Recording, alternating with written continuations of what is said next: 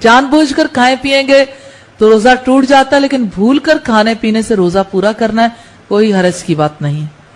अल्लाह ही नियतों के हाल जानता है। दूसरी बात यह कि जानबूझकर कह करने से खुद ब खुद कह आने से रोजा नहीं टूटता। इस बारे में अक्सर लोगों को गलतफहमी रहती है कि अगर खुद ब खुद कह आ गई है तब भी रोजा तोड़ डालते हैं कि कह आ गई थी। सिर्फ कह का आना काफी नहीं, जानबूझकर आपने हलक में उंगली मारकर कह कर ली तो जानबूझकर कह करने से रोजा टूट जाता है, खुद ब खुद कह आने से रोजा नहीं टूटता। अबू दाऊद की रिवायत है 2380। तीसरी बात है जानबूझकर मुबाशरत करने से रोजा टूट जाता है, बुखारी की 1936 और मुस्लिम की 2589 नंबर रिवायत से पता चलता है। चौथी बात है हैज और नफास से, बुखारी की 1951 नंबर रिवायत से पता चलता है। और पांचवी बात यह है कि ग्लूकोज या खून या किसी ग़िज़ाई मवाद को अंदर दाखिल करने से ये रोजा अफ्तार करने की तरह है। और छठी बात है रोजा तोड़ने वाला काम है मनी खारिज करने या मनी का इंजाल होने से। इख्तियारी फेल से रोजा टूट जाएगा, ख्वाब में एहतलाम से रोजा नहीं टूटता। कहते हैं मुंह से जोर से कहका मारने से वुजू टूट जाता है। यहाँ सुबह से आप वुजू करके आते हैं और आपको हंसाया जाता है और बात बात पे आप कहके लगाते हैं तो इससे वुजू टूट तो नहीं जाता। नहीं, नमाज की हालत में अगर कहका लगाया जाए तो नमाज टूट जाती है, वुजू नहीं टूटता। क्या अंडर लेग्स बाल वैक्स कर सकते हैं? आपकी मर्जी है, मना नहीं है। वुजू करते वक्त अगर बिस्मिल्लाह पढ़ना भूल जाए तो क्या वुजू दोहराए नहीं, हो जाता है वुजू। मगरिब के बाद नाखून नहीं काटने चाहिए, ऐसी कोई बात नहीं। नाक में पानी चढ़ाना साइनसिस के इलाज के लिए मुफीद है। किसी ने कमेंट भेजा हाजत के नफल के लिए क्या अलग वुजू करना होगा? आपने हदीस पढ़ी थी कि आप सल्लल्लाहु अलैहि वसल्लम ने फतह मक्का के मौके पर एक ही वुजू से कई नमाजें अदा की थी। शेराटन में एक आंटी वॉशरूम के टाइल्स पर तयम्मुम कर रही थी। मैंने कहा टाइल्स की दीवार पे तयम्मुम नहीं होता, लेकिन वो करती नहीं। जी हाँ, टाइल्स पे तयम्मुम नहीं होता इसलिए कि वो तो पकी हुई मट्टी है, सईदन तय्यबन है जिसके ऊपर होता है, तो वो सईद की उसमें नहीं आता। और दूसरा ये कि वॉशरूम के अंदर तयम्मुम की वजह क्या है आखिर? क्या सिर्फ थिक जुराबों पर मसा होता है? आजकल थिन सॉक्स पर मसा नहीं किया जाता। बात यह है कि जब जुराब का लफ्ज आया तो थिन थिक की बात नहीं की गई। बात यह है कि उस तकलीफ से बचाना मकसूद है कि आप उसे बार बार उतारें। हाँ, फटी हुई जुराबें ना हो कि जिसमें बहुत बड़े बड़े होल्स हों कि वो सारी स्किन एक्सपोज हो रही है, या ऐसी बारीक हो कि नेट की बनी हुई कि जो जुराब कम और पाँव ज्यादा नजर आ रहा हो। तो ये चीज आप खुद देख लीजिए। अगर मेहंदी लगी हो तो क्या वुजू हो जाएगा? जी बिल्कुल हो जाएगा, क्योंकि मेहंदी रुकावट नहीं बनती पानी में। हाँ, अगर ऐसी कोई चीज आपने लगाई है कि वो छिलका बन गया और उसके ऊपर से उतर रहा है तो वो और बात है। किसी भी चीज के लगने के बाद अगर पानी उसके रेशे तक पहुंच जाए, वेट हो जाए, वो सारा धुल जाए, उसके अंदर से पानी गुजर जाए, तो कोई भी चीज मना नहीं है। हाँ, अगर कोई चीज पानी के और उस स्किन के दरमियान बैरियर बन जाए, कोटिंग ऐसी हो कि पानी स्किन को टच ना करे, तो फिर ठीक नहीं। कुत्ते के बारे में सवाल है कि कपड़े को लग जाए तो नमाज पढ़ सकते हैं? जी, अगर ड्राई है तो ठीक है, कोई हर्ज नहीं, लेकिन अगर वेट कुत्ता है या उसके छींटे आपके ऊपर आ गए हैं तो दुरुस्त नहीं है। क्या औरतों का खतना जायज है? आप किस दुनिया में रहते हैं?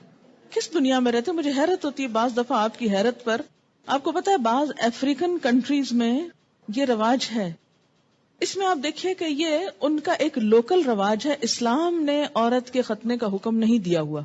याद रखिए, किसी हदीस में औरत के खतने की बात नहीं आती, मर्दों के खतने की बात आती है। और उनके लिए तो प्रूव हो चुका है कि उनकी सेहत के लिए जरूरी है। लेकिन अगर किसी खास इलाके में या किसी खास कल्ट में ऐसी कोई चीज है तो वो उनका लोकल कल्चर है। It's nothing to do with इस्लाम। और इस पे बहुत प्रोपेगेंडा भी हो रहा है, आपको पता है। मैंने खुद कई जगह पर ये पढ़ा है कि इस्लाम ने औरत पे बड़े जुल्म जो ढाए हैं, उनमें से एक जुल्म ये भी है कि बाज़ इलाकों में औरत के खतने होते हैं। ये इस्लाम ने जुल्म नहीं ढाया, ये लोकल कल्चर की बात है। और अगर किसी इलाके का कल्चर ऐसा और फिर उन्होंने इस्लाम कबूल कर लिया और कल्चर भी साथ साथ रखा। अब मसलन आप किसी दिन ये प्रोपेगेंडा शुरू कर दें कि जो कांच की चूड़ियां होती हैं अगर टूट जाए तो औरत बेचारी का वो खून निकाल देती हैं और ये बड़ा जुल्म है, इसलिए इनको बनाना बंद करना चाहिए। तो अब ये इस्लाम ने थोड़ी आपको कहा कि आप कांच पहने। आपका लोकल कल्चर है, किसी और मुल्क में ऐसा नहीं होता, तो आपकी मर्जी, आप पहने ना पहने, पहने तो एहतियात करें, नहीं पहने तो ना पहने। बहुत सारी चीजें ऐसी हैं कि जिसमें इस्लाम ने न करने को कहा है और न छोड़ने को कहा है। बहुत से लोग कहते हैं कि दीवार पर हाथ मारकर तयम्मुम हो जाता है। अगर उस पर मट्टियों के कुरान पाक की आयत क्या है? सईदन तय्यबन। प्लेन में पानी मौजूद है, वॉशरूम भी है, लेकिन जाकर करना मुश्किल है, तो क्या तयम्मुम करके नमाज पढ़ सकते हैं? وہاں وضو کی جگہ کتنی ہوتی ہے یہ بھی بتائیے. دوسری بات یہ کہ جو لمبی فلائٹس ہوتی ہیں اس میں بعض حضرات وضو کر کر کے پانی اس طرح ختم کر دیتے ہیں کہ اس کے بعد میں جانے والوں کو بیچاروں کو ہاتھ دھونے کے لیے بھی کچھ نہیں ملتا. میں خود اس بات کی عینی شاہد ہوں. اس لیے جہاں پانی صرف وقتی استعمال کے لیے رکھا گیا ہو وہاں آپ اس سے زیادہ استعمال کر کے دوسروں کا حق نہ مارے. ہاں آپ پوچھ لیں جہاز والوں سے کہ اس میں 300 لوگوں کے وضو کا اہتمام ہے تو ٹھیک ہے کر لیں. اگر غسل کرنے کے بعد استنجا کیا جائے تو کیا وضو قائم رہے گا؟ نہیں. اگر صابن لگاتے ہوئے یا ویسے دوبارہ انسان کا ہاتھ ایسی جگہ کو چھو جائے کہ جس کے چھونے سے وضو ٹوٹ جاتا ہے تو غسل کے بعد پھر دوبارہ وضو کرنا ہوگا. کیا وضو کے بغیر حدیث کے ٹیکسٹ کو چھوا جا سکتا ہے؟ چھوا جا سکتا ہے. غسل پاکی میں غراروں کا حکم ہے؟ نہیں، ایسا کوئی حکم نہیں ہے. یعنی کلی کرنا کافی ہے، گلے میں پانی ڈال کے غرارے کرنا ضروری نہیں. کسی نے مسئلہ پوچھا کہ انٹر کورس کے بعد پاک ہو جاتی ہے اور نماز بھی پڑھ لیتی ہے لیکن اس کا ڈسچارج ہوتا رہتا ہے تو اس صورت میں کیا کریں؟ ایک دفعہ نہانے سے پہلے اپنی طرف سے پوری صفائی کر لی جائے. اگر اس کے بعد کوئی ایسی چیز ہو تو دوبارہ بس وضو ہی کافی ہے. کیا ریزر کا استعمال کر سکتے ہیں؟ جی کر سکتے ہیں. MATTE یہ کس قسم کی لپسٹک ہوتی ہے؟ صرف لپسٹک ہوتی. کیا اس سے وضو ہو جاتا ہے یا پانی ہونٹوں تک نہ پہنچے گا؟ میں نے کبھی لگائی نہیں اس لیے مجھے پتہ ہی نہیں کہ یہ کیسی لپسٹک ہے. یاد رکھیں کہ چھوٹے چھوٹے سوال اس طرح کے پوچھنے کے بجائے شریعت کا ایک اصول یاد رکھیں. ہر وہ چیز جس سے پانی سکن تک پہنچنے میں رکاوٹ نہیں ہوتی اس سے وضو ہو جاتا ہے. کوئی بھی چیز جس کے لگنے سے پانی سکن کو نہیں چھوتا خواہ وہ کچھ بھی ہو وضو نہیں ہوگا. وضو کرنے کے بعد اگر ٹی وی دیکھیں تو کیا وضو ٹوٹ جاتا ہے؟ اس میں بھی کیا اصول کار فرمائے؟ یہ میں نے سوال مجھے معلوم تھا کہ یہ کوئی ایسا نہیں لیکن میں نے جان بوجھ کے پڑھا ہے. کیوں جان بوجھ کے پڑھا ہے؟ اس سے آپ کو سکھانا. کہتے نا کہ ضروری نہیں کہ ایک بہت اچھے سوال سے انسان سیکھے. بعض اوقات ایک ایسے مذاقہ خیز سوال سے بھی کچھ سیکھ سکتے ہیں آپ. کیوں؟ اس لیے کہ جب تک شریعت کے جو احکامات ہیں ہمارے لیے ان کی علت نہیں معلوم ہوگی، وجہ نہیں معلوم ہوگی، اس وقت تک ہم سمجھ نہیں پائیں گے. پہلی بات تو یہ کہ وضو ٹوٹنے کے اسباب یا علت کیا ہے؟ کیا وجہ ہے کہ شریعت نے دوبارہ وضو کرنے کے لیے کہا ہے؟ کہ جسم کے اندر سے ناپاک ڈسچارج جب نکلتا ہے. مثلا بہت سے لوگ مجھ سے پوچھتے ہیں بچوں کو دودھ پلانے سے وضو ٹوٹ جاتا ہے؟ نہیں ٹوٹتا. اس طرح تو ماں کو ایک عذاب میں ڈال دیا جائے کہ بچے بعض اوقات ایسے ہوتے بہت تنگ کرتے ہیں، ان کو ایک عادت ہو جاتی، جو بچے بڑے ہوتے ہیں ان کو عادت ہو جاتی کہ ہر تھوڑی دیر میں آ کے ماں کو تنگ کرتے ہیں کہ دودھ دو. بعض اوقات ماں کو مارنا شروع کر دیتے ہیں، پریشان کرتے ہیں. اب ماں صرف اس لیے مار کھاتی رہے کہ میرا وضو ہے. اور بعض اوقات یہ کہ 2 سنت پڑھی آپ نے اور فرض پڑھنے کے درمیان میں بچے نے شور مچانا شروع کر دیا. بجائے اس کے کہ آپ فرض پڑھیں آپ پہلے کیا کریں، اسے دودھ پلا لیں. اور آپ اس لیے نہ پلائیں کہ وہ میرا وضو نہیں رہے گا تو بچہ شور مچا کے سب کو جگا ڈالے. اور پھر یہ کہ آپ نماز میں بھی کوئی توجہ نہ ہو کہ وہ چیختا ہے چلاتا رہے میں پہلے نماز پوری کر لوں پھر دودھ پلاؤں گی. تو اسلام نے ایسے احکام نہیں دیے. اس میں کیا حکم ہے کہ آپ دودھ پلا سکتی. اسی طرح بعض اوقات زکام ہو جاتا ہے آپ کو تو زکام سے وضو نہیں ٹوٹتا آپ کا، اگرچہ وہ ناک سے کوئی ناپاک ڈسچارج بھی نہیں لیکن اس کو صاف بھی نہیں کہہ سکتے، طیب میں نہیں آتا، ہاں اس سے بھی وضو نہیں ٹوٹتا. اسی طرح آنسو ہے، آنسو سے بھی وضو نہیں ٹوٹتا. کہ ایک شخص کو گھنٹہ رو لیا ہے اور اس کے بہت آنسو بہ لیے تو اس سے بھی اگر زیادہ بہا سکتا تو بہا لے اپنا دل ٹھنڈا کرنے کو، وضو نہیں ٹوٹے گا. ٹھیک ہے.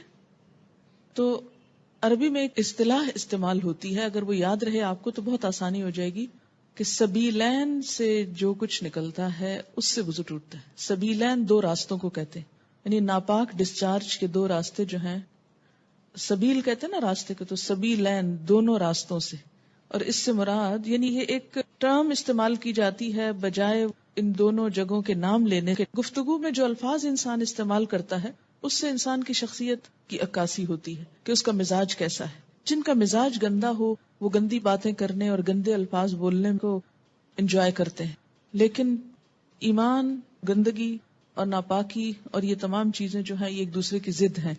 یہ انسان کی ضروریات میں سے تو ہیں، اسی لیے انسان کیا کہتا ہے اپنی ضرورت سے فارغ ہونا. ایک بہترین لفظ ہے جو مطلب بھی پورا کرتا ہے اور ان الفاظ میں بھی کوئی قباحت نہیں ہے، کوئی شناعت نہیں ہے.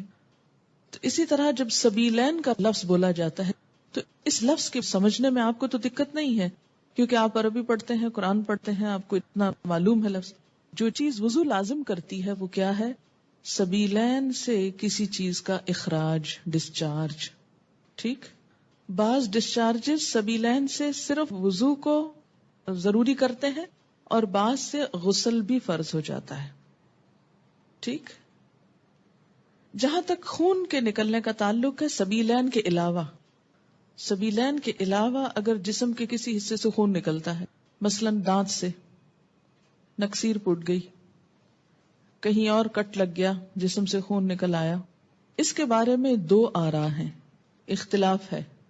سبیلین میں کوئی اختلاف نہیں، یاد رکھیے سبیلین کے اخراج میں کوئی بھی اختلاف نہیں. سب کے ہاں ایسے ڈسچارج سے، کسی بھی چیز کے نکلنے سے وضو نہیں رہتا. لیکن خون اگر سبیلین میں سے نکلے تو وضو نہیں رہے گا، مگر جسم کے کسی اور حصے سے، مثلا دانت سے، ناک سے یا ہاتھ سے، اس کے بارے میں دو رائے ہیں. دو کون سی رائے ہیں؟ ایک رائے یہ ہے اگر اتنا نکلے کہ ایک قطرہ بن کے بہہ جائے، بہنے والا خون نکلے تو وضو نہیں رہتا. ٹھیک ہے، بہنے سے مراد کیا ہے؟ مثلا کٹ لگا، پہلے رستا رہا، پھر کٹھا ہو کے ڈراپ گر گیا تو وضو ٹوٹ گیا. ایک یہ رائے. دوسری رائے کیا ہے اس میں کہ نہیں، اس سے وضو نہیں ٹوٹتا، اور وہ دلیل کیا دیتے ہیں کہ حضرت عمر رضی اللہ تعالیٰ عنہ کو جب نماز میں شہید کیا گیا تھا تو انہوں نے نماز چھوڑی نہیں، یا حضرت علی رضی اللہ تعالیٰ عنہ کا جب تیر نکالا گیا تھا نماز کی حالت میں تو انہوں نے نماز توڑی نہیں تھی. ظاہر ہے تیر نکلا تو کیا خون نہ نکلا نا. ہاں، اسی طرح اگر آپ نے وضو کیا ہے، بعض اوقات ایسا ہوتا ہے نا کہ وضو کر کے آپ ہٹنے لگتے ہیں کہ آپ کو منہ محسوس ہوتا ہے، آپ دوبارہ سپٹ کرتے ہیں تو کیا ہوتا ہے؟ اس میں کچھ ریڈش محسوس ہوتا ہے کہ لگتا ہے کہ مسوڑوں سے خون آ گیا. اب اس میں وضو کی ایسی ضرورت نہیں ہے. اسی طرح بعض اوقات نماز پڑھتے پڑھتے کسی کی نکسیر چھوٹ جاتی ہوتا ہے نا، بعض لوگوں کو تکلیف ہوتی ہے. نکسیر کا معنی پتا ہے آپ کو؟ جو بلڈ ناک سے آتا ہے، بیماری ہوتی ہے. یا اسی طرح آپ بیٹھے کوئی کام کر رہے تھے، سوئی سے سوئی ایک دم لگ گئی جسم کے کسی حصے میں تو تھوڑا بہت خون رس گیا. یا بعض اوقات ایسا ہوتا ہے کہ کوئی پھوڑے وغیرہ نکل آتے ہیں، ہے نا. اچھا، ان پھوڑوں سے کچھ نہ کچھ تھوڑا تھوڑا رشتہ رہتا ہے، پس نکل آتی ہے کچھ یا کسی کو کوئی اور چوٹ لگ چکی ہوتی ہے. تو نماز پڑھتے میں کیا ہوتا ہے، اوپر کھڑے ہوئے نیچے بیٹھے زمین پہ، اس سے وہ پریشر آیا کسی جگہ پر تو خون اور نکل آیا. اس سے یہ نہیں کہ وضو بھی ٹوٹ گیا اور نماز بھی ٹوٹ گئی، نہیں، نماز کنٹینیو کریں. تو تھوڑا بہت اس طرح کا اگر بلیڈنگ وغیرہ ہوتی ہے تو اس کو اگنور کیا جا سکتا ہے. اسی طرح آپ وضو کر کے کھڑے ہیں، ناک سے زکام آ رہا ہے، کوئی فرق نہیں پڑتا. رو رہے ہیں آپ، رو رہے ہیں، کوئی بات نہیں. یا منہ سے رال ٹپک گئی، بعض لوگوں کو بیماری ہو سکتی ہے منہ سے رال ٹپکنے کی، سوتے میں تو ٹپکے کی تو وہ تو پھر ویسے ہی وضو نہیں رہے گا. لیکن بعض اوقات ایسا ہوتا ہے نا کہ بعض لوگ جیسے کمزور ذہن کے ہوتے ہیں یا مریض ہوتے ہیں، یا اسی طرح تھوک دیا آپ نے، تھوک ہے یا تھوک میں بلغم وغیرہ ہے تو اس سے وضو نہیں ٹوٹتا. سمجھ گئے یہ بات؟